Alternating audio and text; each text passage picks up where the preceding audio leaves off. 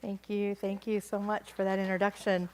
So I was tasked with putting this presentation together a couple of years ago by some colleagues that know I use essential oils in my practice. I have an integrative practice in Central Illinois. Chenoa is 2 hours south of Chicago. And so it was quite an interesting journey trying to put this together. A little bit of information about me, some of the other modalities that I use in practice, chiropractic, acupuncture, the energy work of healing touch for animals is part of my practice as well. I was introduced to essential oils in 2001 and really started embracing them in my practice in 2002. And I usually put up a little disclaimer here just because we do. But I find it really interesting. I mean, when people come into my practice, and I'm sure it's the same for a lot of you too, animals have already have a diagnosis, and they might already be on, if you do consulting or get second or third opinions, there's already a diagnosis made, and a lot of times these animals are already on medications. They may have a concurrent medical issue, so there may be lots of things going on here, and they are on other medications. So, and when the pet parents, owners, guardians, whatever you want to call them, come looking for integrative ideas, we do need to be aware of what else is going on with the pet. So the objectives here, I want to talk a little bit about the evolution of pharmaceuticals, and then go over some common medications. And again, this is based off of my experience, what I see in my practice, maybe what I use in my practice, along with some common essential oils. And sometimes these are going to be some of the oils that I use, or sometimes the pet parents are going to come in already using oils. And so these are some of the ones that we would see there. And then the big one is talking about interaction concerns, and then some resources to give you to look into this a little bit further. But when we think about history of medications, what is it really out there? Man has been using plants from the beginning of time, and a lot of this information has been passed down through the years, and a lot of that in cultures that have a rich oral tradition, right? So this information may be passed down from medicine man to medicine man, medicine woman to medicine woman, or people in the culture or the tribes that are known as shamans, healers, might be called a holy man or a holy woman. And so there's a lot of oral tradition that was going on, that was in place before anything was ever written down. And so we can look at, going back to the late 6th millennium BC, there's the Sumerian clay tablets that were discovered with medical prescriptions on them. And then, of course, the Egyptians had a lot of recorded pharmacological knowledge dating way back too. And then the Ayurvedic texts are also in the historical timeline, along with the Chinese text, the Yellow Emperor's Inner Classic, which is about 3rd century BC, and then even down into the Greeks, the De Materia Medica, and then the Chinese Divine Farmer's Herb Root Classic. So there's a lot of history with using plants. And as we know, as man evolved and got more into picking things apart and learning about the details, then we started synthesizing things, right? So pharmacology, we look at Abulcasis. He's known as the pharmacist surgeon. He had a lot of, he recorded a lot of his medical preparations that he put together using sublimation and distillation. Avicenna is the gentleman that is generally credited with developing the refrigerated coil for distillation of essential oils. That refrigerated coil is what caused the steam to go back into liquid form so that we could separate the essential oil from the hydrosol or the floral water. And he also had the Canon of Medicine, in which there are over 700 medical preparations describing their properties, their modes of actions, and their indications for use. The first pharmacy that's recorded was in Germany in 1241. And then with the beginning of the Industrial Revolution, we saw a lot of things start to change, and that was in the late 1800s to the early 1900s.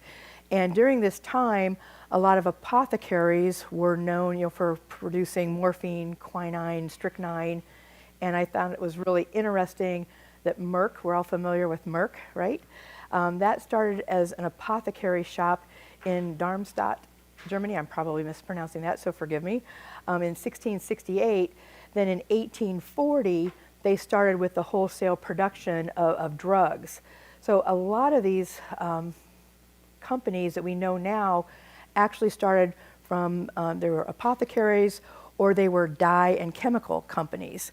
And then all of a sudden, oh my gosh, they found medical applications for these products, and so they moved into the pharmaceutical realm. So some of the names that you may be familiar with, and some of these may be dating myself, but hopefully there's people out there that remember this: Abbott, SmithKline, Parke-Davis, Eli Lilly, Squibb, Upjohn. Some of these are blasts from the past, right? A lot of these were apothecaries and drug suppliers between the 1830 and 1890, and then they moved into a pharmaceutical range. And today we have companies like Bayer, Ciba-Geigy, and Pfizer. Again, they all have these kind of roots in that era. So what I did when I went to put this all together is I started looking, through my clinic, going through the records and seeing what were some of the common medications that animals would come into my practice where we're going to do an integrative modality of essential oils. What were they on? A lot of times we've got, the antibiotics. Some of these look familiar: amoxicillin, cephalexin, enrofloxacin, Cipro, Doxy. So a lot of these we use in daily traditional medication. And as I indicated earlier, a lot of these patients, especially if they're older, they may have concurrent issues. They may have congestive heart failure. They may have chronic kidney disease. So we may see some of these medications in the history as well, and some of these patients have been on them for years.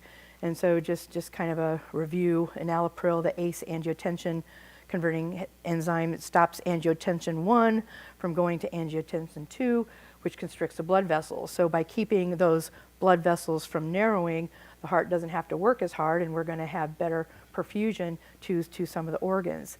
Primobendin, a positive inotrope that actually increases myocardial contractility because it sensitizes and increases the binding efficiency of cardiac troponin in the myofibril, that binding of that troponin to the calcium ions that are already present in systole. Benazepril for high blood pressure, another ACE inhibitor that relaxes the blood vessels, so the blood flow, again, is easier to those particular areas of the body.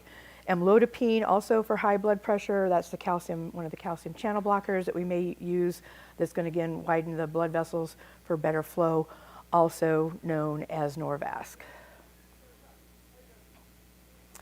And a lot of these patients that come in, maybe for chiropractic care and or acupuncture, a lot of times they're on some NSAIDs because we've got chronic pain, chronic inflammation. They need it for the mobility. So we've got a whole list here: meloxicam, carprofen, GABA, and all the coxibs, and then diclofenac or PAS if you're using that in horses, along with bute. And so some of these, again, also have concurrent medications for GI effects. So we might see famotidine, cimetidine, ranitidine, sucralfate, all these type of things. So again, taking a really good clinical history along with their medication, diet, things like that is really important when we're doing integrative work. I feel like I'm preaching to the choir here, right? So again, some of the other things that we'll see patients come in for is chronic skin problems, right? The itchy, scratchies, that type of thing. So we have a whole list of medications here that might be in play as well in that animal system.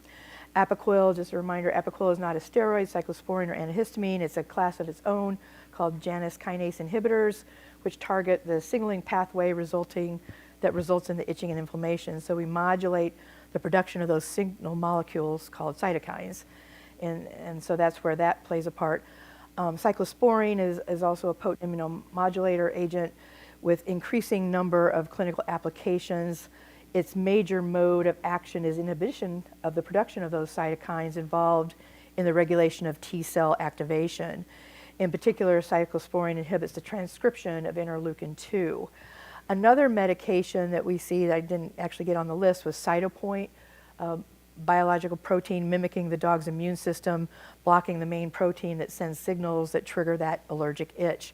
So some of these medications these dogs have been on for a long time.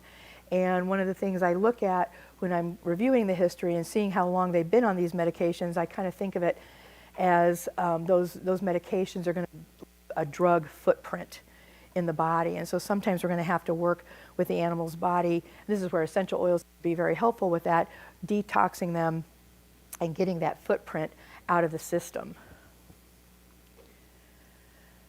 And seizure medications. A lot of times these are some of the seizure medications that our patients will come in with. Again, these things are already on board. So the importance of getting the whole history, like I said, diet, medication, food, everything, gives us kind of a baseline of where that animal is when we start to do something like adding in essential oils to our regimens. So what are some of the common essential oils that I use, that I see in my practice? And sometimes people are just getting started with essential oils and want to know, what can I start to use for what, where, when in practice. So what I call some of my starter oils, helichrysum is good for pain and discomfort. Anything that has to do with the nervous system, I do like to have helichrysum handy. Again, not that I necessarily use it in every case, because obviously it's going to be tailored to what the patient needs, but some of the oils that we want to use to help support the immune system might include cloves, cinnamon bark, eucalyptus radiata, and rosemary. In some of the chemistry background that we talked about before, we know some of these oils can be pretty hot, and so they might need to be diluted and have a lower frequency of application. De-stressing, calming, copaiba, cedarwood, ocotea, and lime can be very helpful for these instances. And when we talk about de-stress and calming, this is a great place to use your oils in a water-based diffuser. Some additional ones, the citrus oils listed here are fabulous in the diffuser. We diffuse a lot of these in my clinic. We want, when people come in to the clinic and they take a deep breath and just kind of take a moment, take a deep breath, and when they say, oh, this doesn't smell like a veterinary clinic, I feel like I'm doing good here. Because it's very stressful bringing a sick, ill, or injured pet into the vet, and so we, whatever we can do to help calm them kind of sets the pace for a better visit.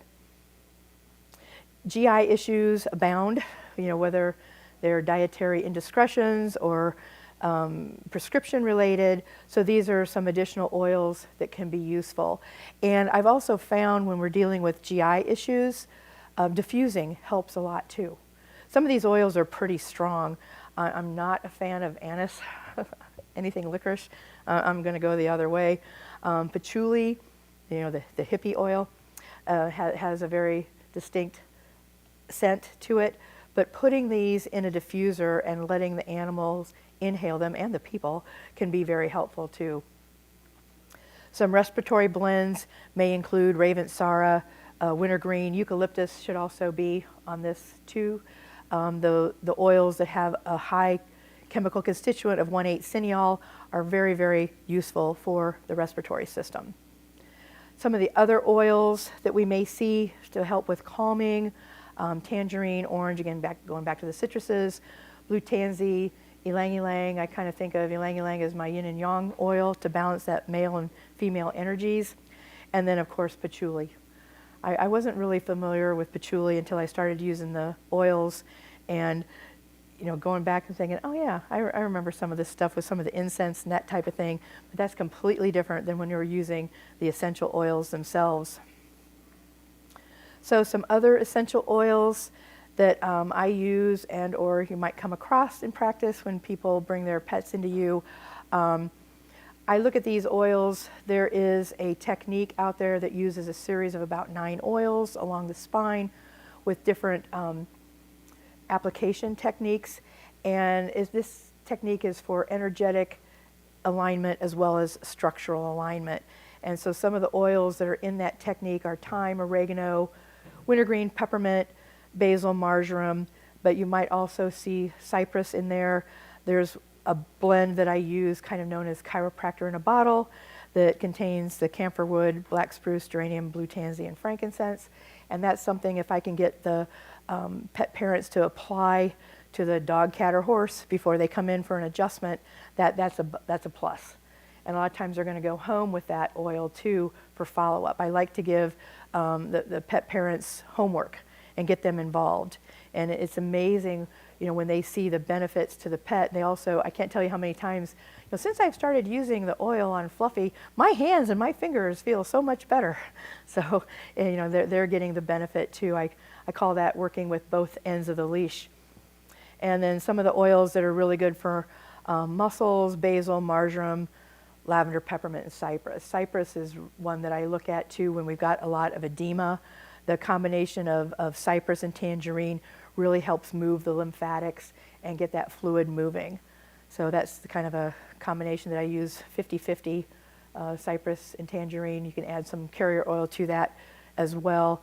I put that sometimes in a roller bottle and bring it with me, and see me in the airport with my shoes off, rubbing my ankles with it. So that can be very helpful. One of the things that we need to be aware of, though, is some oils that we use may be very, very photosensitizing.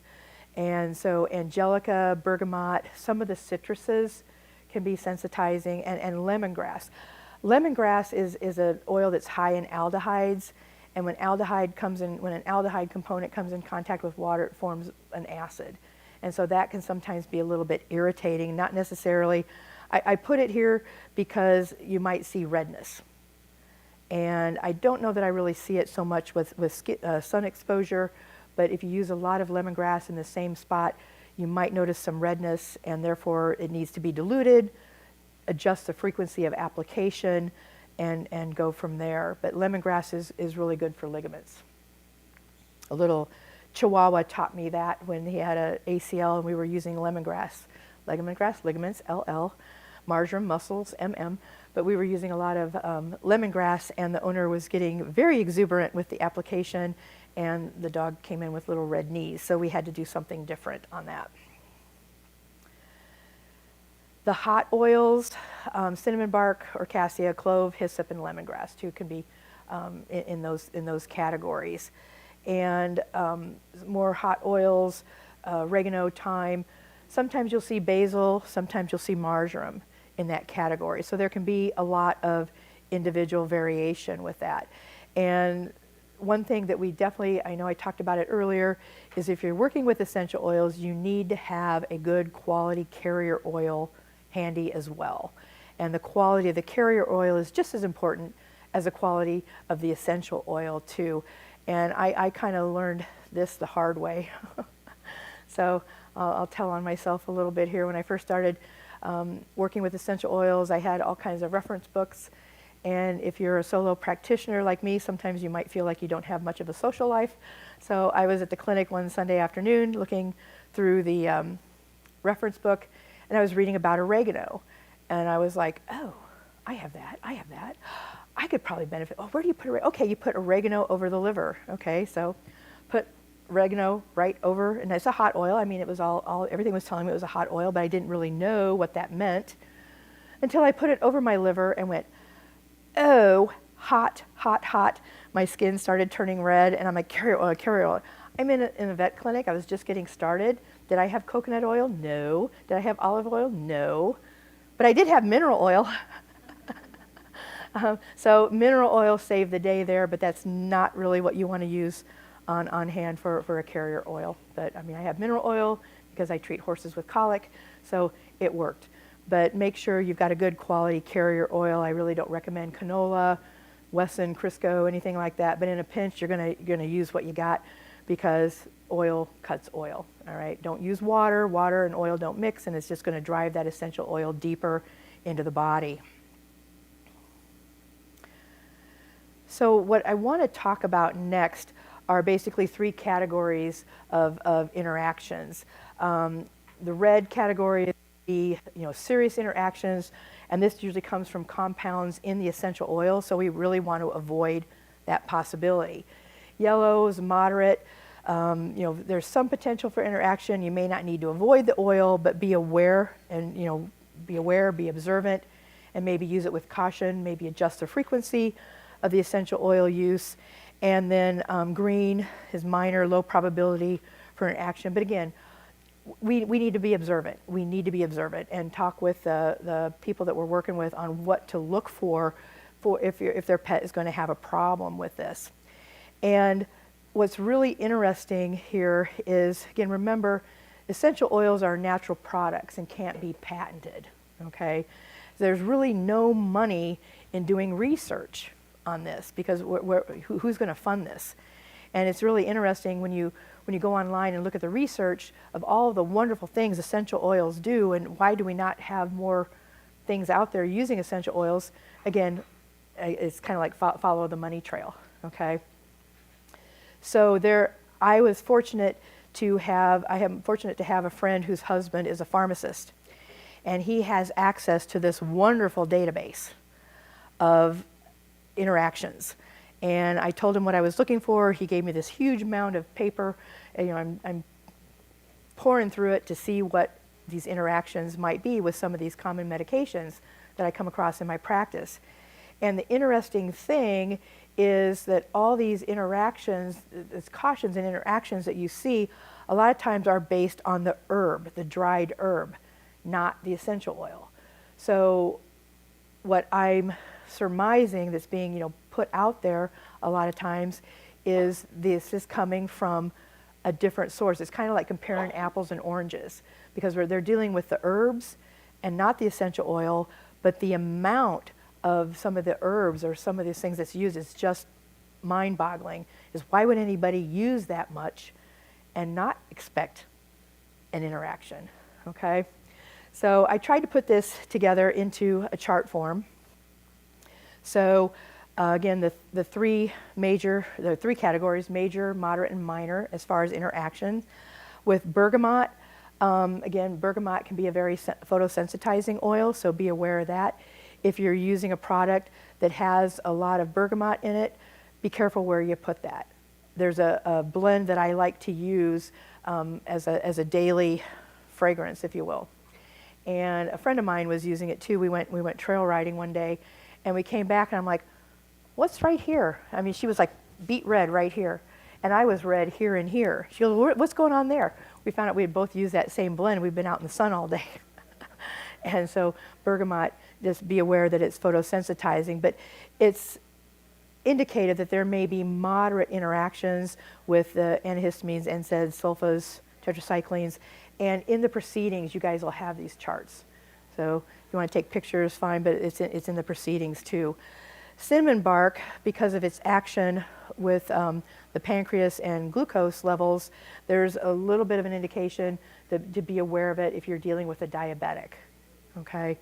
The diabetic patients that I work with, I've never really had anybody to date talk with me about trying to use essential oils to manage their pet's blood glucose.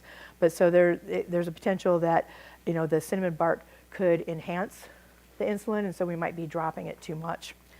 Clove has minor interactions. It's considered minor with anticoagulants like aspirin, NSAIDs. I really think you'd have to be using a lot of clove, and again, that's a hot oil, and usually if I use it in practice, it's going to be part of a blend to support the immune system, so it's not going to be straight clove. So I mean, just like we know, if they've been on aspirin, they might have to have a drying out period, if you will, before surgery or something like that. So again, it's just something to be aware of. Fennel is indicated to have some moderate interactions with the fluoroquinolones and maybe some progesterones. Frankincense, and I thought this was really interesting, I could only find it on Frankincense freriana. Not frankincense, not the boswellia, it was Boswellia freriana. Not the Boswellia carteri, which is generally the regular frankincense, I call it, or there's also Boswellia sacra, which those are the two, also known as sacred frankincense, Boswellia sacra or Boswellia carteri, are the ones that I usually use. Now you'll see sometimes a Feriana in some of the joint supplements that you might see, but again, I really haven't had any issues with that. Ginger, again, because it has some effects on blood glucose, indication to watch for that with diabetics, and because of the GI interactions with your anticoagulants and your NSAIDs. Juniper, the way juniper acts in the body, juniper is a good kidney oil. I like to use it for kidney issues, especially on bladder 23. So there's some indication that you might want to be aware of that if you've got a pet that's on diuretics and also the diabetic medications. This one I found really interesting. Lavender, moderate interaction with phenobarbital or diazepam. So we know lavender is relaxing.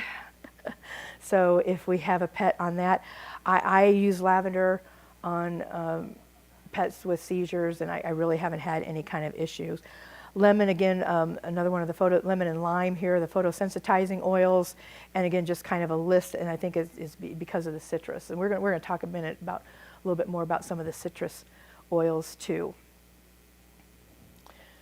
Marjoram has, moderate potential for moderate interactions with lithium. I don't know, has anybody used lithium in their veterinary practice? Okay. Lithium has a very narrow therapeutic index, so you definitely need, monitoring of their serum values. And the one report I found had a report of a 75 milligram total dose given twice a day was used to treat owner-directed aggression and psychotic behavior. And it was a Cocker Spaniel that was doing random air snapping and pawing. So I'm like, okay, we'll let that dog go somewhere else, right? In practice. But so that was really the only thing I could find in conjunction with the lithium. Oregano also. Peppermint is really good to soothe the gut, and again, minor issues with some of the GI prescriptions. But again, I think for there really to be a problem, you'd have to be using a lot. I mean, I'm talking about I use 1, maybe 2 drops on an animal, and a lot of times that's diluted, what I call hand dilution. I know it makes the aromatherapist cringe, but I put 1 or 2 drops on my hand, rub them together, and then pet wipe stroke the animal's abdomen, or even just topically, because again, that fur, that hair will wick it down into the system. Rosemary has some moderate interactions with the blood pressure prescriptions. So again, but the thing that's nice about this, I guess, is we be aware of this, but we have so many other essential oils we can potentially choose from. Okay, again, a little bit more with rosemary, some diabetic medications, diuretics. Thyme, again, because it's one of the hotter oils, and sometimes we'll see some of this used in for mobility issues in pets. And so again, if that pet is on some NSAIDs, again, just be aware of it. Wintergreen, this is really the only one at this point that we've seen in the red, the major category, right?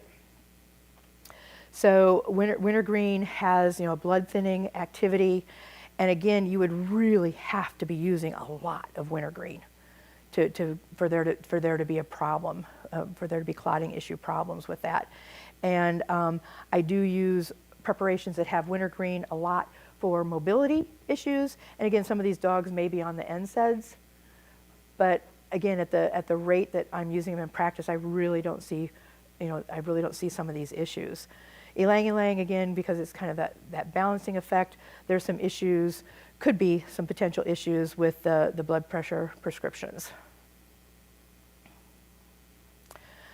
Furosemide, basil, Ceylon cinnamon, lavender lime, gabapentin, again, lavender spearmint tarragon. But the issue with prednisone, and again, they put some of these citrus oils in this moderate area, but again, that little asterisk there is really pertaining to the juice, the whole juice of the fruit, not the essential oil. Remember, the juice comes from the meat of the fruit, and the essential oil comes from the rind.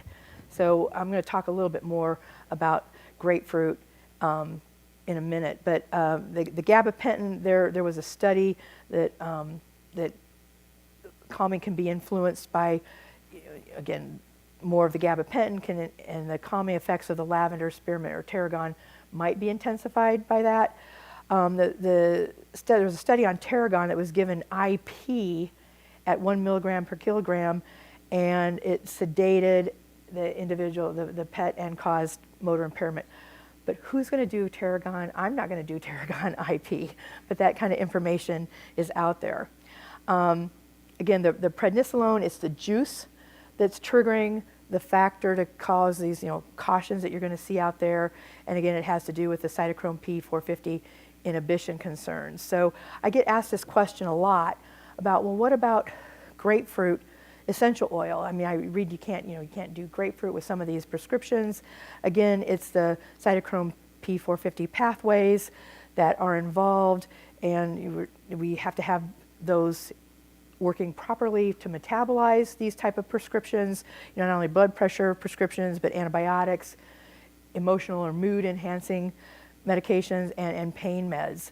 So your cephalexins, your fluoroquinolones, prednisone, again, it's with the juice, not the essential oil.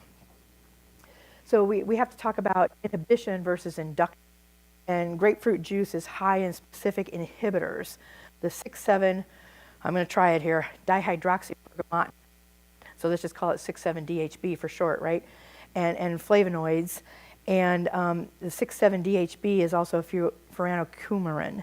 And so these have specific inhibitors in the juice, but the oil has weaker inhibitors of bergamotin and bergaptan, so it's really less likely to cause drug interactions. I mean, again, we have other citruses that we can use instead of grapefruit if we're concerned about that, and we have just a lot of other essential oils we can use as well. So I really don't, to me, this is kind of, it's kind of a non-issue. But, when in doubt, if you want to avoid it, that's absolutely fine on that. But I haven't seen problems with that in practice. The next here is a list of oils that I could not find any quote-unquote known drug interactions. Basil, cypress, geranium, helichrysum, lemongrass, tea tree, patchouli, and vetiver. And these are all great oils to use in practice on that. So helichrysum lives in my surgery room. It's great for hematomas when you take out that IV catheter, or you have a vein blow from venipuncture. Put the helichrysum right on there. Helichrysum, lavender also lives in my surgery room, along with cistus. And those three I use a lot if we have some bruising or bleeding issues. Maybe, like I said, after removing an IV catheter or post-surgery, that type of thing. Those are great to have on board. So this list of oils I use a lot in my practice, and I just really couldn't find any known drug interactions with that. So things to consider, when we're starting to use essential oils on a particular case is, what is a pet currently taking? Again, this goes back to your intake and your history. How long have they been on the medications? What has been changed? What has and sometimes, you have to ask the owner twice, and I get this all the time. My tech goes through the history, and then I come through and repeat the history, and they tell me something different than they just told the tech, right? So that happens all the time. So ask, and ask again. So what has changed? Has something been added? Has something been stopped? And what have they seen? Is there a difference? And I really encourage, I like records. I like the clients that put it out in spreadsheets for me, that they did this and this, and this is what they saw. This is great. And so definitely keeping records, because this is the starting point, and that's the normal that animal is coming into you with. So when we develop, when I develop a protocol for the situation, we start here, and I usually don't change anything. We're going to add in some things and then see what happens. And then I do muscle testing, applied kinesiology. So we might go through some of the things that they bring in. How many people have the clients that have bought everything that they've read on the internet that's going to help their pet's condition, right? And it's almost like there's more supplements and pills and powders in the food bowl than the food, right? So sometimes we do have to kind of go through and sort that out. But we have to develop, what we consider a baseline. And one of the things that I do in practice before I start essential oils, before I start Chinese herbs, I want to have blood work. I want to have baseline blood work. And if they've just had it done recently, great. Otherwise, I'm going to send them back to the referring vet and have that done, because I want to have a baseline of where the pet's at now, so that if we start doing something, somebody can't say, oh, well, it was your herbs, or oh, it was your essential oils on that. And if you missed my cat lecture with all the blood work from the cats that are around essential oils, it's pretty cool. So I really haven't had any issues with that. So understanding what the pet's baseline is, if they're already using essential oils in any manner, that combined with what they're already on is that pet starting point. If you change something, you add something, or you delete it, make sure you observe. The best thing here, I call it slow. We want to go slow, low, and observe to see how that's affecting. And again, I really haven't had any kind of an issue to date, always knock on wood, with incorporating essential oils. Do the research, know the animal's health status, and essential oils can be a great piece of the wellness puzzle. Ask, learn, and observe is key on that. And these are some of the resources that I got this information from. The naturalmedicines.therapeuticresearch.com, that was what my pharmacist friend has access to, and I still call him all the time and say, hey, what about this? Hey, what about that? Because he gets asked this all the time in the human realm at his practice, and it's great to have that kind of a database. The Mad Oiler's Guide to Essential Oils and Drug Interactions, that is that's a ebook, Kindle book, something like that, and then of course some of these other resources too. So and we've got our senses too: our eyes, our ears, our nose, and most importantly, our brain. So again, essential oils are a great adjunct to that. And just one little thing I'll share here: these animals that come in to me for chiropractic issues, that have mobility, lameness issues, that have been on pred like forever. Sometimes I've had animals come in that say, we just can't take him off of it. We just can't take him off of it, because then you start having problems. Those are the animals that I will start with Copaiba. And Copaiba is kind of like my go-to oil for its anti-inflammatory effects. And what I'll do is I'll keep them on the same level of pred, and we start increasing the Copaiba and then slowly decreasing the pred. And I've been able to get animals off the pred with that. So that's huge. But again, knowing what their baseline is, sometimes we have a lot of detoxing to do because of all the chemical burden that they carry. But essential oils, my point here is essential oils can be used with other things that those animals come to you on.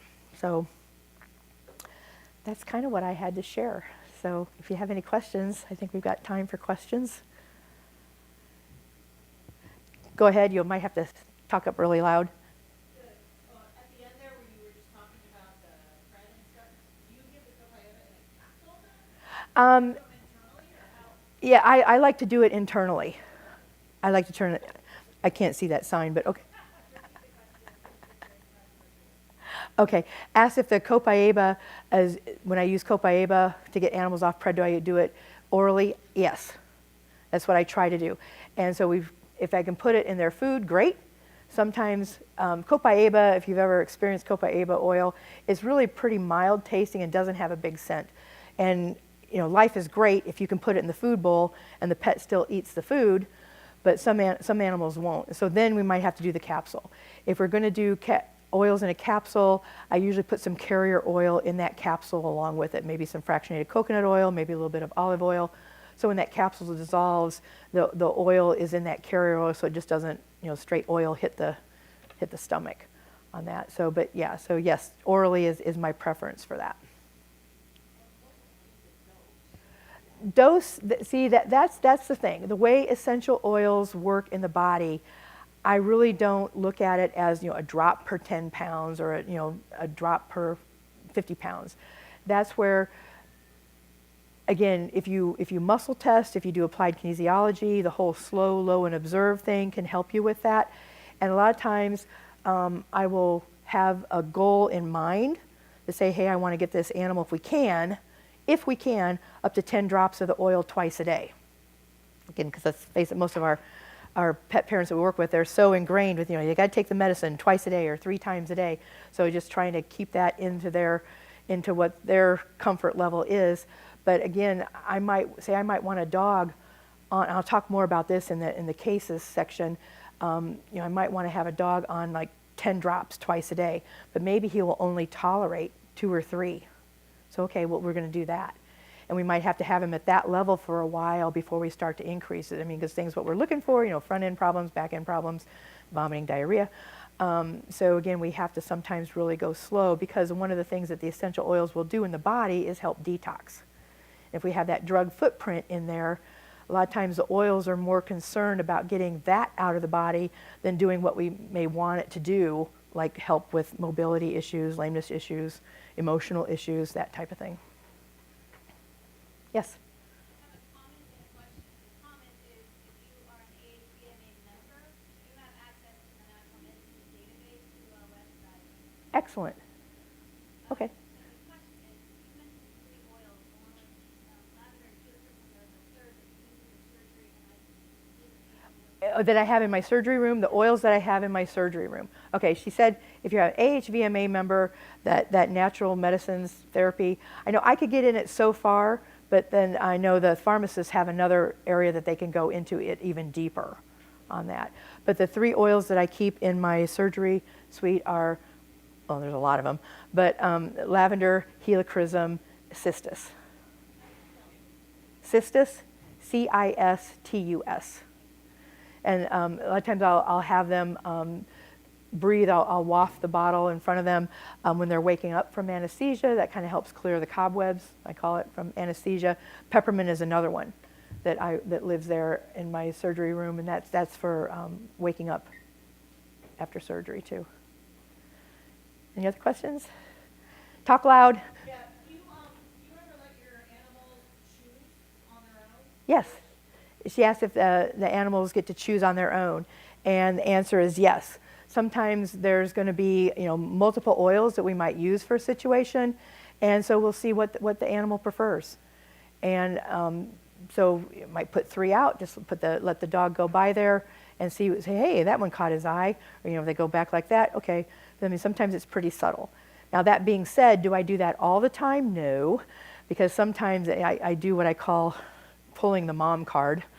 How many times when you were little, your mom said, here, this is good for you. You didn't want to take it. It tastes awful. But, this is good for you. You need it. So sometimes I do pull that mom card with the pets. Yes? Oh, go ahead. Talk louder, please. When you apply one of the oils, you're saying put it in your hand and rub it on the cat or dog. Is that diluted? Is that already in a carrier oil? Always have a carrier oil available. You can never go wrong diluting the essential oils, okay? If you dilute the essential oils, you may need to apply it more frequently, okay? I personally rarely dilute the oils. That's what I call hand dilution. Again, the aromatherapists go when I say that. But you put the oils on your hands, rub them together, and then there's still going to be enough that it's going to affect the pet on that. Sometimes I do drip it right on the fur and then let it massage it in. I learned a long time ago that parting the hair, getting the oil right onto the skin is not always a good thing, especially if it's in the same spot all the time. Okay, because then a lot of times what happens, again, those oils are going to help bring out any of the toxins there. And so I've had people doing some of these protocols, and they got too specific with putting the oils in the same place all the time. And look, it's all red and crusty here. She's having a reaction to the oils. It's like when we go over the technique, again, we have to educate a little bit more. And again, that may be where we're putting too much in this one spot and it's drawing things out. So we have to adjust our technique on that. Yes, in the back. No, that's a proprietary blend from one of the essential oil companies I use. It's also known as chiropractor in a bottle. Yes? Are certain oils not okay to use orally, or is